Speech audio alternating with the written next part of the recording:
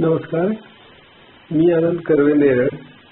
पाणी पिण्याचे जे रिकामे ग्लास, प्लास्टिकचे ग्लास असतात त्याच्यापासून यावर्षी म्हणजे 2012 साली हा आकाशकंदील एक बनवलेला आहे. त्याच्यामध्ये आपण एलईडीच्या माळा फिरवलेल्या आहेत. आता ते चालू केलेले नाही आहेत, पण आता चालू केल्यानंतर ती मजा तुम्हाला बघायला मिळेल. आता आपण ते माळा चालू करूया म्हणजे आपल्याला त्यातली मजा कळेल.